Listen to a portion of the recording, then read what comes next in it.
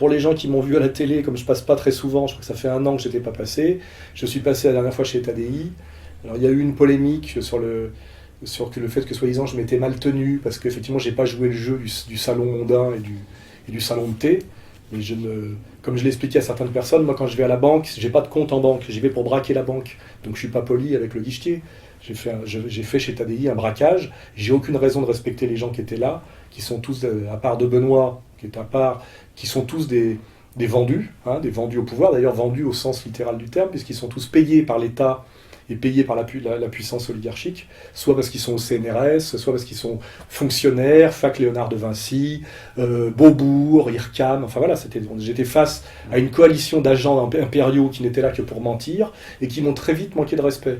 Alors comme je n'aime pas qu'on me manque de respect, en plus de les avoir mis minables à l'émission, notamment sur la Tunisie, où j'avais parfaitement raison, et puis sur tout le reste, où finalement ils ont été comme des poissons sortis hors de l'eau, je ferai remarquer simplement que si je mets de côté les deux idiotes, il y avait l'idiote de gauche et l'idiote de droite, en gros, Clémentine Autain qui n'avait rien à dire, parce qu'elle est d'une naïveté qui confine à la bêtise, et elle était complètement larguée de A à Z, donc à la limite, je ne lui en veux pas. Marc Westman, lui c'est un Sayanim qui fait partie de la bande à VHL, j'en veux pas non plus, il a sorti sa petite phrase, le protocole des sages de Sion, je lui ai proposé le point Godwin là, de Hitler, il s'est tu tout de suite parce qu'il avait rien à dire, mais par contre j'ai pas du tout apprécié que le Maffesoli à ma gauche là, avec son nœud papillon et sa Légion d'honneur, se permette de prétendre qu'il allait faire monter le niveau après que j'ai parlé, alors qu'il faut rappeler que ce monsieur est dans la post-modernité, c'est-à-dire c'est du sous-sous Umberto Eco, c'est zéro, sociologiquement c'est une merde, et que surtout, de son poste au CNRS, c'est-à-dire de fonctionnaire d'État, sans doute maçon, ça doit pouvoir se vérifier, on a des photos de lui avec Alain Bauer, et avec sa petite Légion d'honneur, c'est-à-dire un agent intégral de l'État, c'est-à-dire quelqu'un qui ne peut pas prétendre être un penseur indépendant et qui en plus n'a jamais rien produit d'intéressant.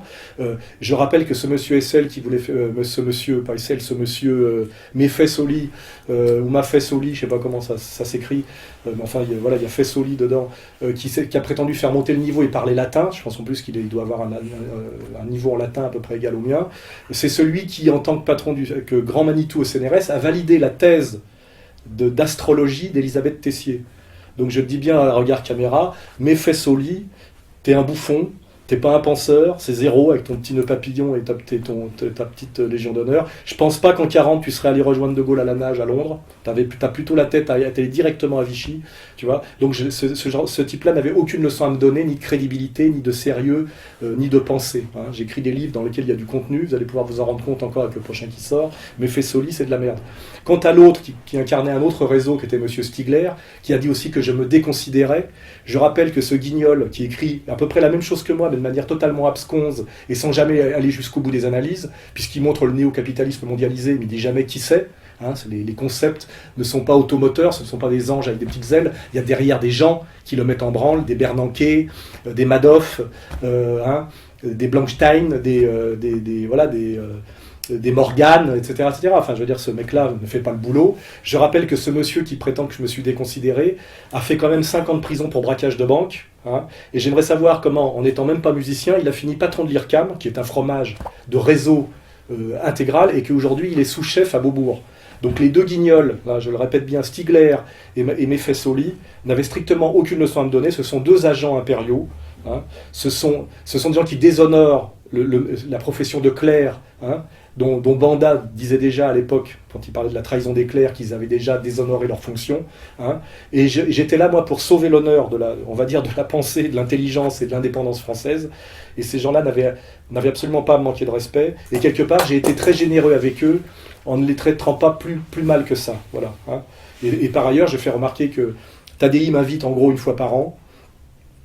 Il m'invite d'ailleurs chaque fois que c'est pour parler du Front National, comme si j'étais là que pour ça, alors que je peux parler d'art contemporain, je peux parler de sociologie, j'ai écrit 2 bouquins sur les vêtements et la mode, j'ai fait les beaux-arts, j'ai tenu une galerie d'art, j'ai été critique d'art, je suis instructeur de boxe, apnéiste, enfin je veux dire, je peux parler de tas de sujets, et l'astuce de TADI, c'est de ne m'inviter que comme type qui est passé 1 an au Front National, pour essayer d'ailleurs d'y faire des choses totalement cohérentes, que par exemple j'ai été 7 ans au Parti communiste, c'est oublié, que j'ai travaillé avec Jean Gernali à l'IDO International, c'est jamais mentionné, que j'anime une association qui s'appelle Égalité et Réconciliation, effectivement c'est pas mentionné.